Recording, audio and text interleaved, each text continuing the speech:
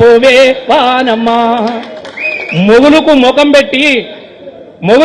పెట్టి వానకాలంలో కూడా ముఖం పెట్టి వానమ్మ ఒక్కసారి తడిసి రావా అని చెప్పేసి కన్నీళ్ల పాటలు పాడుకున్నటువంటి తెలంగాణ రాష్ట్రంలో 10 సంవత్సరాలలోనే కాలానికి అవసరం లేనటువంటి నీళ్ల సృష్టించినటువంటి కేసీఆర్ గారు ఇవల్ల మనం మాట్లాడుకోవాల్సినటువంటి అవసరం ఉన్నది.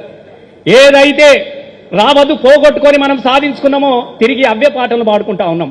రామన్న, నేను నిజంగా చెప్తా ఉన్నా, అసలు ఏ తెలంగాణ కోసమైతే తనలాడినమో ఇలా గవ్వే కదా నీళ్ళ కోసం మళ్ళా తనలాట మొదలైంది కదా.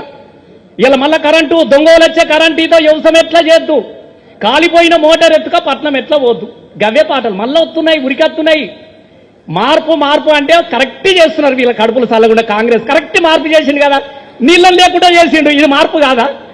కరెంటు లేకుండా చేసిండు, ఇది మార్పు కాదా?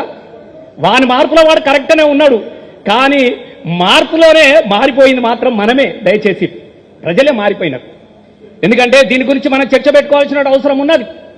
ఏ అబద్ధాల మీద ఇవాళ ఎక్కడైతే ప్రజలు ప్రశ్నిస్తారో, ఎక్కడైతే అబద్ధాల గ్యారంటీలను అడుగుతారో అని చెప్పేసి పొద్దుస్తమానం ఇవాళ బండి సంజయ్కి నేను సూటిగా అడుగుతా ఉన్నా, నువ్వు ఏ పక్షంలో ఉన్నావా? కాంగ్రెస్ పక్షంలో ఉన్నావా? కాంగ్రెస్ మద్దతుదారులుగా పోటీ చేస్తా ఉన్నావా? మీరు ఉమ్మడిగా పోటీ చేస్తున్నారో నువ్వు తెలవాలి.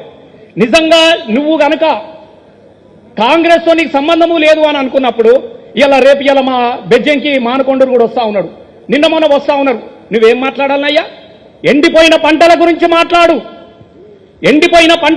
మాట్లాడు, కాలిపోయిన కరెంటు మోటార్ల గురించి మాట్లాడు, ఇస్తానన్న రైతు బంధు ఎందుకు ఇయ్యలేదో మాట్లాడాలి తప్ప ఇవన్నీ ఇడిచిపెట్టి కేసీఆర్ను తిట్టాలి, కేటీఆర్ను తిట్టాలి అంటే నువ్వెవరి వైపు నిలబడ్డావు, నువ్వెవరిని ప్రశ్నిస్తా ఉన్నావు అనేది దానిలోనే మనకు అర్థం తెలిసిపోయింది కదా. చూసినావు కదా, చోటాబాయ్ బడాబాయ్, నీది తినాలే నాది తినాలే, మన ఇద్దరిది తినాలే. ఇలా గది నడుస్తా ఉన్నది. దయచేసి ఈ విషయాలను కూడా ఇలా ప్రజలకు చెప్పాల్సిన అవసరం ప్రతి కార్యకర్తకు ఉన్నది. కాంగ్రెస్ వేరు కాదు, బీజేపీ వేరు కాదు, ఇద్దరు ఒక్కటయ్యి అభివృద్ధి చెందిన తెలంగాణను అణగదొక్కాలే, ఆగం చేయాలన్నటువంటి ఆలోచనతోని మొదలవుతున్న రెండు పార్టీలు అన్న విషయాన్ని దయచేసి మనం గుర్తు చేసుకోవాలి. అసలు వినోద్ అన్నటువంటి మనిషి దొరుకుతాడా? నేను మీ అందరిని అడుగుతా ఉన్నా సూటిగా.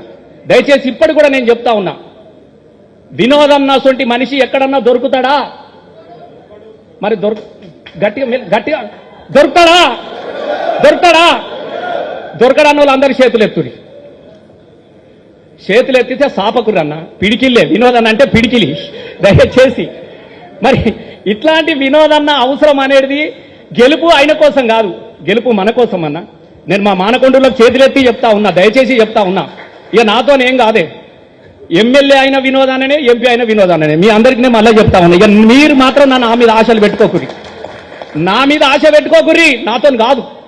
ఎందుకంటే నా మీద ఆశ పెట్టుకోవాలంటే మరి నా ఆశ, నా శ్వాస మరి వినోదన్న ఎంపీ కావాలి. మరి అది కూడా మీరు గుర్తుపెట్టుకోరు. దయచేసి చెప్తా ఉన్నా, ఎవరిని పట్టుకొని పోవాలి, ఎవరితో కొట్టాడమంటారు? నన్ను ఏమిచ్చిర్రు? ఉన్నదంతా తీసుకొని ఉత్తలు కూర్చున్న పెడితే నాకు ఒక ఆయుధం కావాలి కదా. ఇలా అబద్ధాల మీద ప్రశ్నించడానికి కోసము, కార్యకర్తలను కాపాడుకోవడానికి కోసము కంటి రెప్ప లాంటి ఒక కంటి రెప్ప కావాలంటే వినోదన్న కావాలి కదా. దయచేసి మనం ఆలోచన చేసుకుందాం. మనం మంచిగా ఉన్నాం, దయచేసి ఇలా మంచిగా ఉన్నాం. మనం ఏదైతే నిజంగా చెప్తా ఉన్నా, ఓడిపోయినందుకు బాధ కలిగిన ఒక రకంగా సంతోషం ఉన్నదే. ఎందుకనంటే నేను ఎమ్మెల్యే ఉన్న కాలంలో నా గురించి నాకు తెలియలే, ఓడిపోయిన తర్వాత